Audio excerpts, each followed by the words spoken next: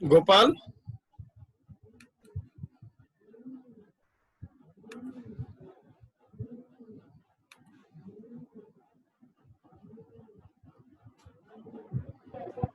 Good morning sir. Good morning student. मेरी आवाज आ रही है आप तक?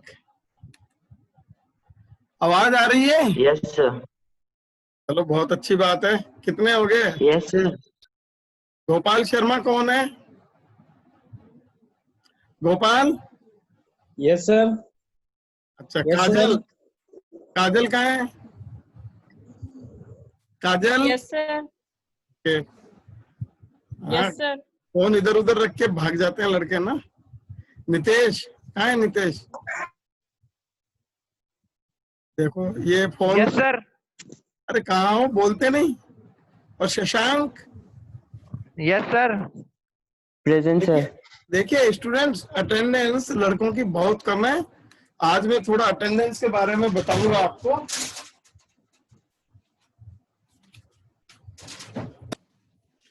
मैं व्हाट्सएप पे डालूंगा, लड़कों की अटेंडेंस बहुत कम है, इनको बोलो क्लास करे, ठीक है? आगे प्रॉब्लम हो जाएगी नहीं, इनको कैसे पढ़ेंगे ये?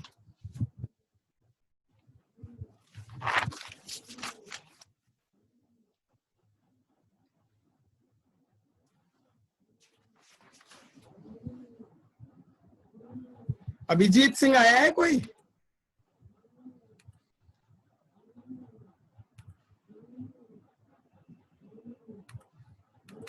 क्या हुआ यार?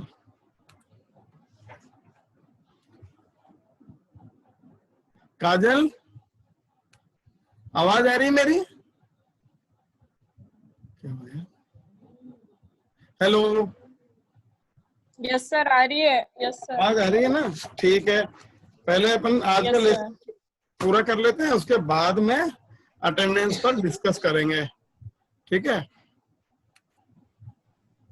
यस। क्या हुआ यार ये?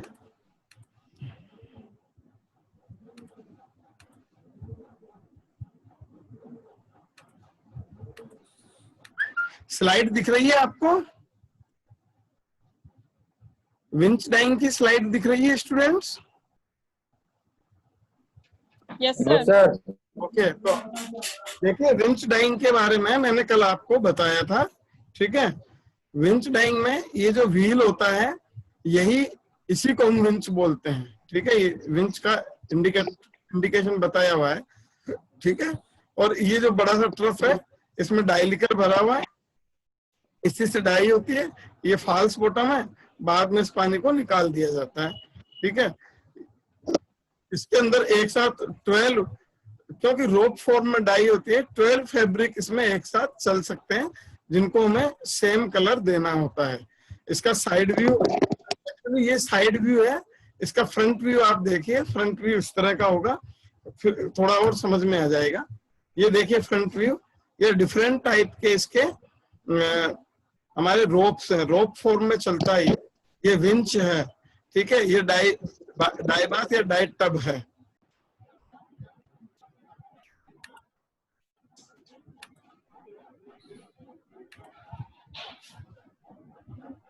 ये क्लियर हुआ स्टूडेंट्स?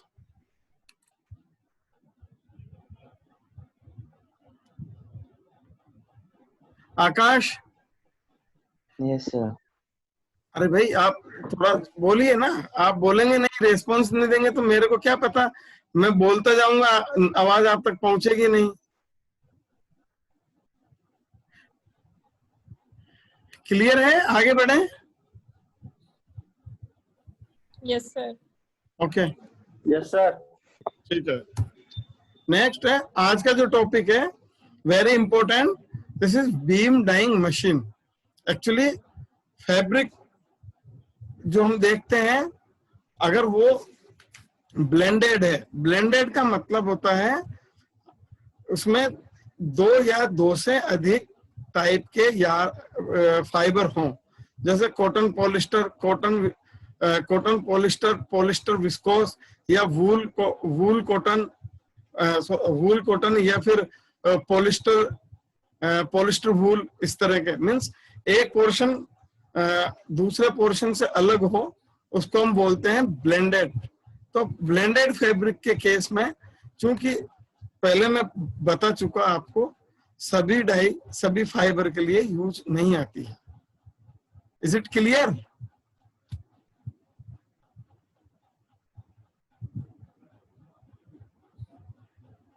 बोलिए भाई। सर एक और बार बताना। हाँ, सभी डाई सभी तरह के फैब्रिक के लिए काम नहीं आती है, ये मैंने बताया था आपको। ये याद है कि नहीं आपको? यस सर, बताया। है ना? ठीक है, तो उसी को हम आगे बढ़ते हुए, अब जैसे पॉलिस्टर कॉटन का फैब्रिक है या पॉलिस्टर विस्कोस का फैब्रिक है, आमतौर पर जो कपड़े हम डेली लाइफ में पहनने के काम लेते हैं, ड्रेस मटेरियल में काम लेते हैं, या तो पॉलिस्टर कॉटन होते हैं जिसको हम टेरिकोट बोलते हैं। पॉलिस्टर या टेरिलिन, टेरिलिन मीन्स पॉलिस्टर होता है, और कोट यानी कॉटन, तो टेरिकोट यानी पॉलिस्टर कॉटन ब्लेंडेड। ओके, और इसी तरह पॉलिस्टर विस्कोस जिसको पीवी ब्लेंड बोलते हैं। तो देखिए स्टूडेंट्स, पॉलिस्टर विस्कोस या पॉलिस्टर कॉटन के केस में एक पोर्शन हमारा जिगर पर डाई होगा, जो पहले मैं बता चुका हूं आपको। ठीक है, जिगर मशीन पे डाई होगा 100 डिग्री सेल्सियस से नीचे, वो होगा आपके आइदर कॉटन या विस्कोस। अगर हमको पॉलिस्टर को डाई करना है तो उसके लिए high temperature high pressure machine use में लेनी पड़ेगी।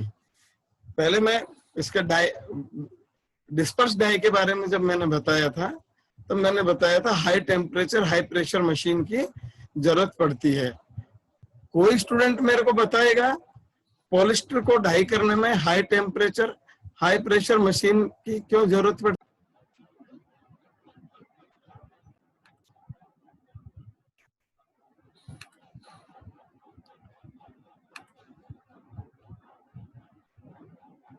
गर्वित, गर्वित राका, गर्वित,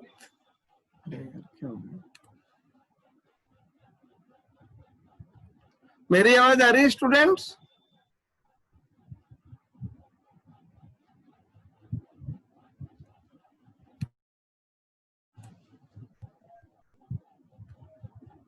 कुणाल, कुणाल आप बोलिए।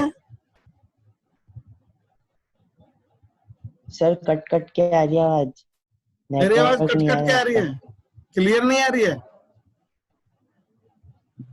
जरा बताइए। एक मिनट यार, सर बीच में आप चले भी गए थे बाहर। मैं क्या, कहाँ चली गई आवाज? हाँ। अब सही आ रही है आवाज? स्टूडेंट्स आवाज सही आ रही है अब?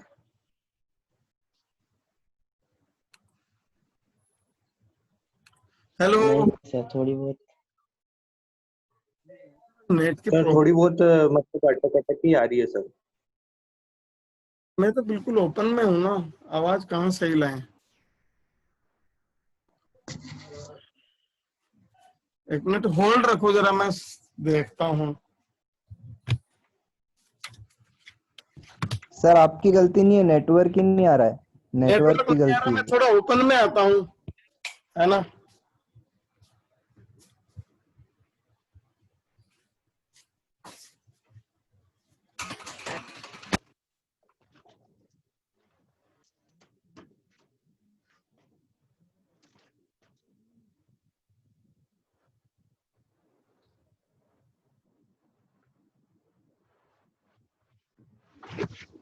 मेरी आवाज अब आ रही है आपको क्लियर? हेलो, आवाज अब क्लियर है? Yes sir. Yes sir. हाँ सर। कुछ क्लियर हुआ है? हाँ सर। हाँ यस सर। सर। ठीक है, ओके। तो मैं ये पूछ रहा था आपसे स्टूडेंट्स, हम high temperature high pressure machine क्यों यूज लेते हैं, थोड़ा इसके बारे में बताएंगे?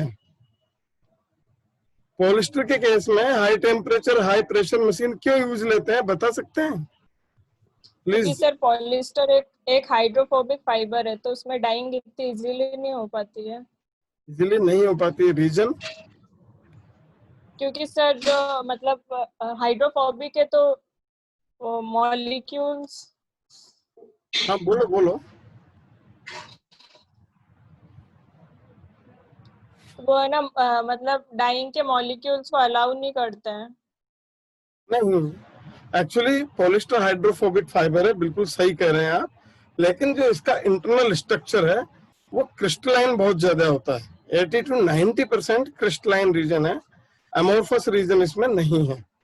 ठीक है, इस कारण से इसका स्ट्रक्चर जब डाई हम करते हैं तो फाइबर का स्ट्रक्चर ओपन आउट नहीं हो पाता है, और जब ओपन आउट नहीं हो पाता है तो क्या होगा, डाई मॉलिक्यूल इसमें पेनिट्रेट नहीं हो पाते हैं। ये बात आई समझ में आपके? Yes sir. बोलिए यस भाई, सर। है ना? तो इसलिए हम इसके लिए दूसरे मेथड अपनाते हैं, या फिर high temperature high pressure machine इसके लिए हम यूज लेते हैं। ठीक है, तो इसी में high temperature high pressure machines में ही एक ये हमारे पास में जो मशीन है ये है बीम डाइंग मशीन। ठीक है, ये जो आप डायग्राम देख रहे हैं बीम डाइंग मशीन का है। तो एक्चुअली होता क्या है, बीम को जो फैब्रिक है उस फैब्रिक को हम एक स्टेनलेस स्टील के परफोरेटेड बीम, मतलब ऐसा बीम जिसमें छेद हो रहे हो चारों तरफ में, उसके सर्कल में, उसके चारों तरफ में लपेटते हैं। ठीक है, लपेटने की टेक्निक बहुत इसको बहुत ध्यान रखना पड़ता है। इसमें अगर मान लीजिए 196 सेंटीमीटर का फैब्रिक है, बीम है सॉरी, तो 158 सेंटीमीटर से ज्यादा विड्थ नहीं रखते हैं। ठीक है, और रोल की जितनी हाइट है उस हाइट का जस्ट आधा हम इसको दोनों तरफ से ढकते हैं, उसको कॉलर बोलते हैं, कॉलर चढ़ाना। ठीक है, बीमिंग कर ली, उस बीम को फिर ये जो मशीन है इस मशीन में पटरी बनी होती है। ठीक है, जिस तरह ट्रेन पटरी पे चलती है उस तरह इस मशीन में पटरी बनी हुई होती है, और उस वो जो पटरी है उस पटरी के ऊपर हम बीम को रखते हैं और पूरे बीम को मशीन में इंसर्ट कर देते हैं। ठीक है, मशीन में इंसर्ट करने के बाद में इसको कंप्लीटली बंद कर देते हैं, और बंद करने के बाद में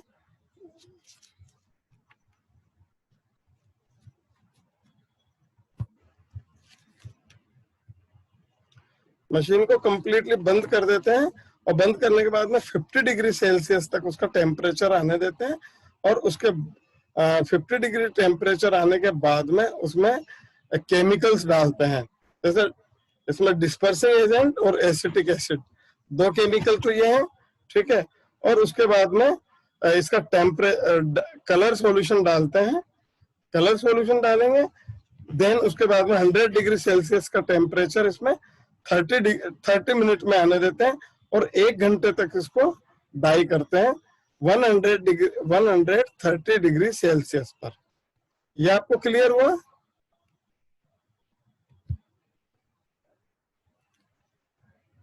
कुणाल टेलर बोलिए, ये आपको क्लियर है भाई? हाँ सर। यहाँ तक जो बताया है, अब इसके बाद में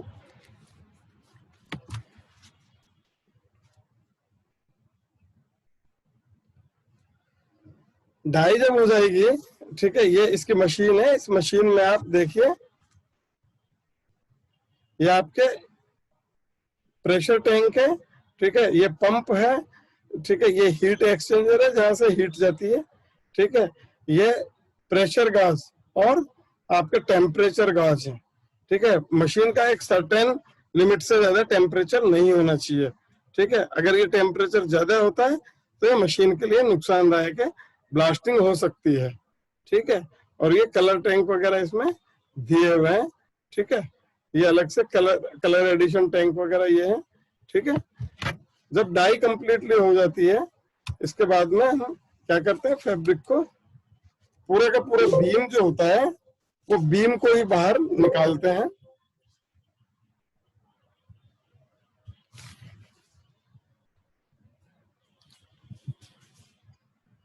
अब इसमें हीटिंग सिस्टम जो है दो तरह का होता है, एक तो इसमें थर्मोपेक होता है और दूसरा इस मशीन में स्टीमर मीन्स अपने बॉयलर से स्टीम आती है, ठीक है।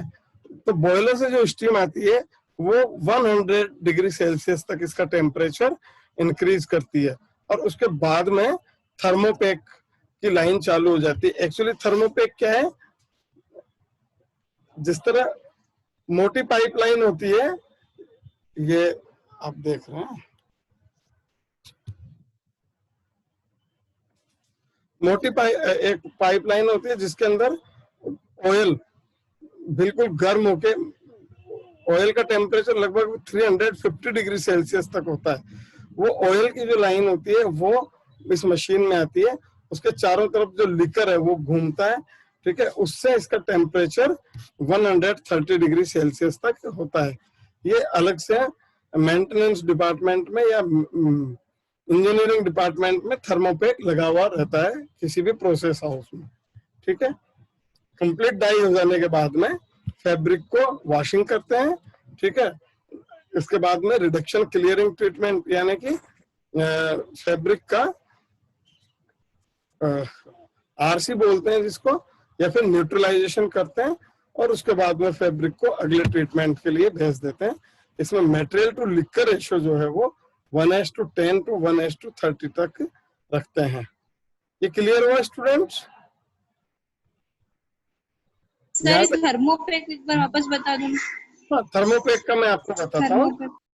थर्मोपेक आप इमेज, ये जो कुआं होता है ना, बिल्कुल कुएं की तरह का एक बहुत बड़ा मशीन होता है जिसके चारों तरफ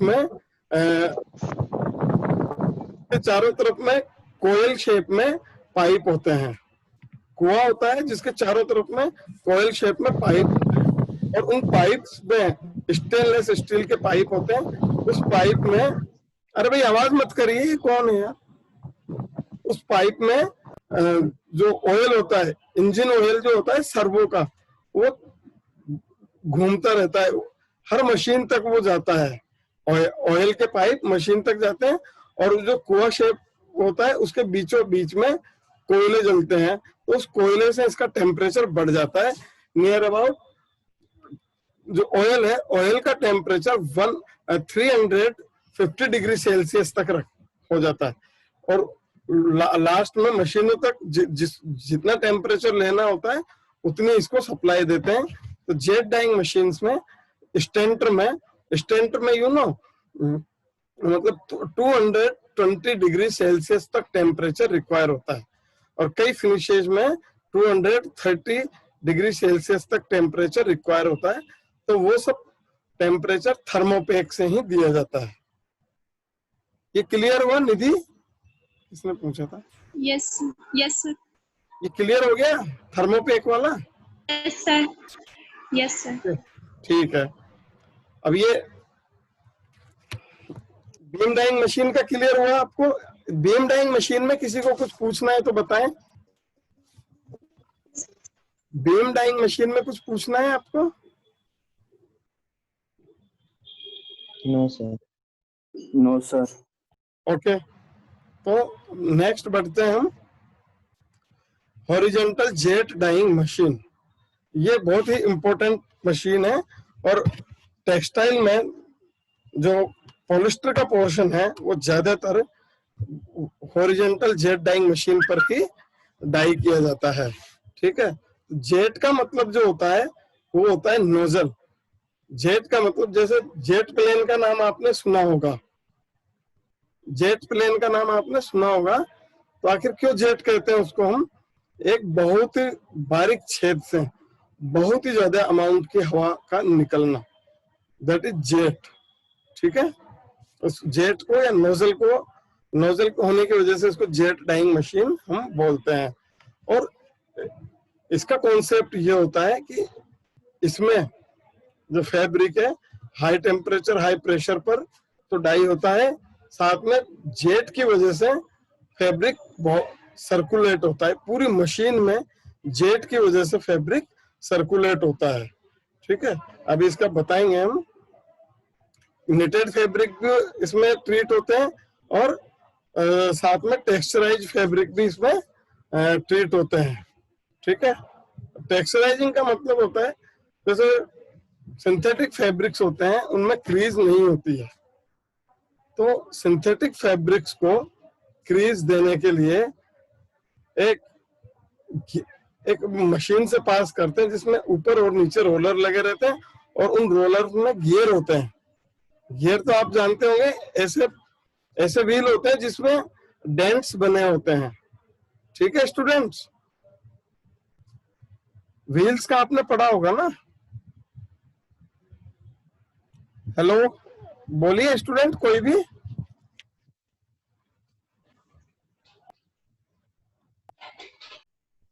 हेलो आकाश, आकाश हवाना। Yes sir. हाँ, समझ में आ रहा है कुछ जो बता रहे हैं?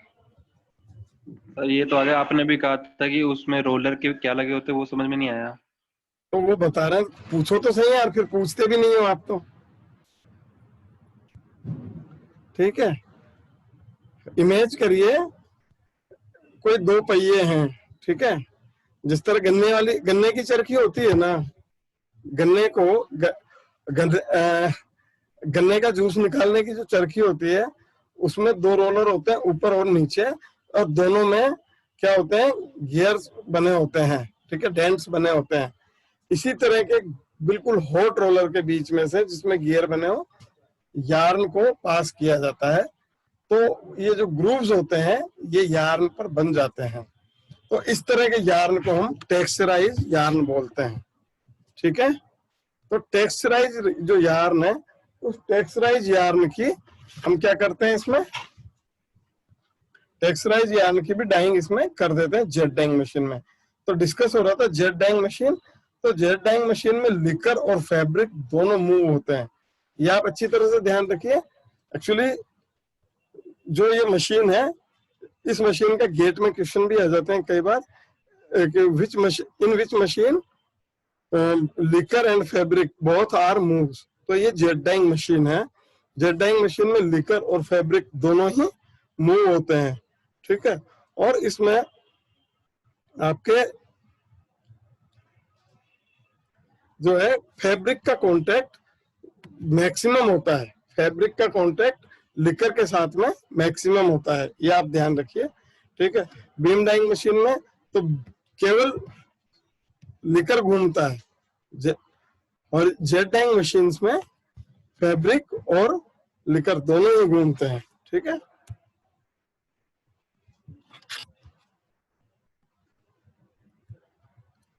ठीक है, ये इसका डायग्राम है, आप देखिए।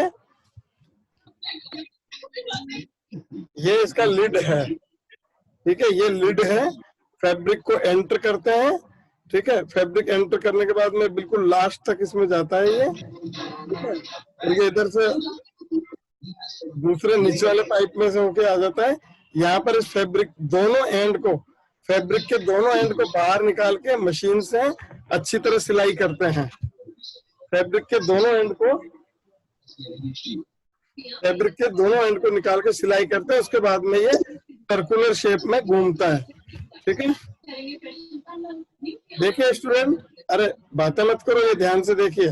ये जो थ्रोट है जहां पर क्रशर घूम रहा है अभी, इस थ्रोट में ये नोजल लगता है। ये नोजल वेंचुरी ट्यूब की तरह होता है, 12th फिजिक्स में पढ़ा होगा आपने। ये वेंचुरी ट्यूब, ये इस तरह की ट्यूब होती है। ठीक है, तो आप देख रहे हैं jet dyeing machine works on venturi tube. ठीक है, तो इस वेंचुरी ट्यूब में ये जो पर्टिकुलर जगह है, इन दोनों जगह पर इधर में प्रेशर हाई होगा। ठीक है, यहाँ पर प्रेशर लो होगा, लेकिन प्रेशर यहाँ हाई होगा, स्पीड कम होगी, और यहाँ लो प्रेशर होगा, यहाँ पर स्पीड बहुत ज्यादा होगी। ठीक है, तो इसी की वजह से फैब्रिक को मूवमेंट मिलता है। ठीक है, ये आपके क्लियर हुआ? तो ये जेट डाइंग मशीन का डायग्राम है, आप देख लीजिए। इसमें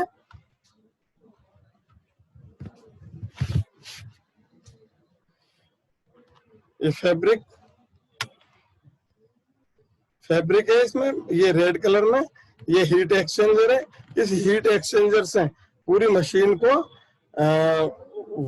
वार्म अप किया जाता है, मीन्स गर्मी यहीं से इसको जो टेम्परेचर है वो यहीं से मिलता है इसको, ठीक है। और ये पंप है, इस पंप के थ्रू लिकर सर्कुलेट होता है, ठीक है। और ये डाइंग वेसल है या डाइंग टैंक है, ठीक है, सॉरी कलर टैंक, इसके थ्रू कलर इसमें ऐड किया जाता है, ठीक है। और डिफरेंट टाइप के वाल लगे हुए हैं, जैसे प्रेशर गेज है, टेम्परेचर गेज है, और ये इनसाइड में देखने के साइड ग्लास वगैरह इसमें लगे हुए हैं। ये जेट डाइंग मशीन है आपके, ठीक है। इसमें प्रोसीजर आप देख लीजिए।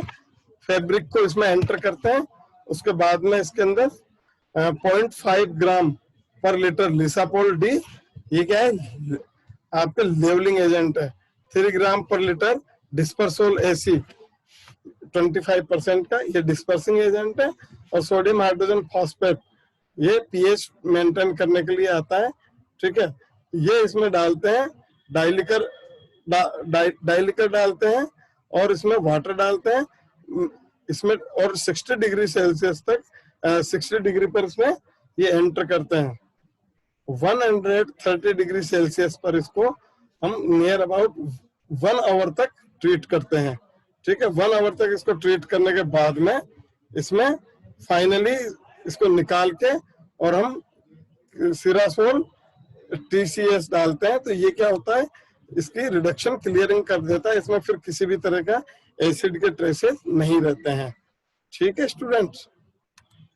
ये आपका जेट डाइंग मशीन का हुआ। अब इसका प्रिंसिपल देख लीजिए। ये जो मशीन है ये वेंचुरी ट्यूब के ऊपर वर्क करती है।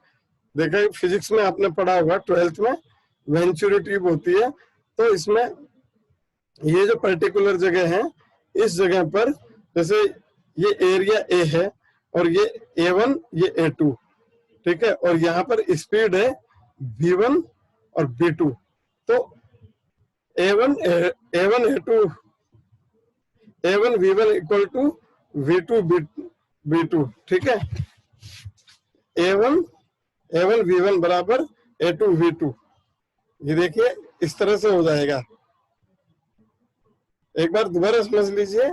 ये वेंचुरी ट्यूब है, पानी इधर से इसमें जिधर एरो मार के इधर से बह रहा है, ठीक है। इस पर्टिकुलर जगह का एरिया वो A2 है और यहाँ पर स्पीड V2 है।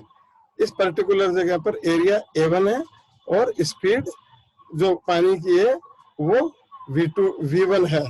तो A1 V1 equal to A2 V2, ठीक है।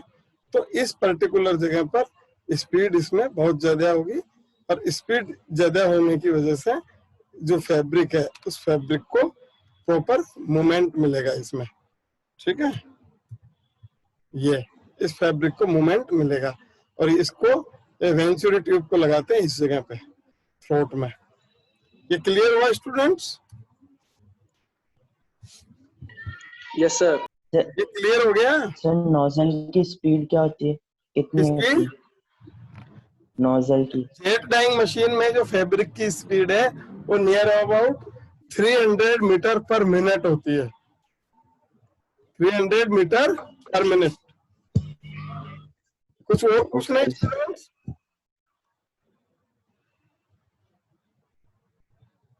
कुछ और पूछना है इसमें, बोलिए। No sir. ठीक है। तो सर इससे ना फैब्रिक को कोई डैमेज नहीं होता? नहीं, फैब्रिक को कोई डैमेज नहीं होता, इससे कोई नुकसान नहीं होता। एक्चुअली ये तो ट्यूब बताई है मैंने, इसमें जो नोजल लगते हैं ना, ये जो थ्रोट है इसमें नोजल लगते हैं। आप ये शेप देख रहे हैं, इस टैंक का शेप, इधर ध्यान दीजिए स्टूडेंट्स, ये टैंक का शेप। इस शेप के इसमें 5, 7 या 10 नोजल इस तरह से लगते हैं, ठीक है। वो बिल्कुल गोल होते हैं, राउंड शेप में, ठीक है। जैसे रिंग होती है ना, स्टील की रिंग होती है, उसका जो डायमीटर है वो कम या ज्यादा होता है और वो उनको यहाँ फंसाते हैं थ्रोट में और वही यहाँ पर इसका वेंचुरी ट्यूब का काम करते हैं। इस तरह जो दी हुई है वैसी ट्यूब नहीं लगाते इसमें, इस तरह के नोजल लगते हैं इसमें। ठीक है, कुछ और पूछना है बोलिए। ठीक है, अब कल जो है वर्टिकल जेट डाइंग मशीन के बारे में बताएंगे। इसका डायग्राम ये इस तरह से है। ठीक है, नेक्स्ट टाइम जब भी आएगा वर्टिकल जेट डाइंग मशीन बता देंगे। उसके बाद में एक बार देखना सिलेबस में क्या रह गया। आई थिंक आपका सिलेबस कंप्लीट हो चुका है, केवल ये वर्टिकल जेट डाइंग मशीन बचा है। सिलेबस एक बार रिवाइज कर लेना आप। ठीक है, देख लीजिएगा। ठीक है स्टूडेंट्स। Yes sir. हाँ, अपने attendance दीजिए। Yes, sir. सिलेबस को एक बार और देख लेना। कुछ बात समझ में नहीं आई हो या कुछ रह गया हो मुझे बताइएगा। मेरे विचार से केवल वर्टिकल जेट डाइंग मशीन रह रहा है और नेक्स्ट टर्न पे मैं आपको करवा दूंगा। Okay, sir. Okay, all the best.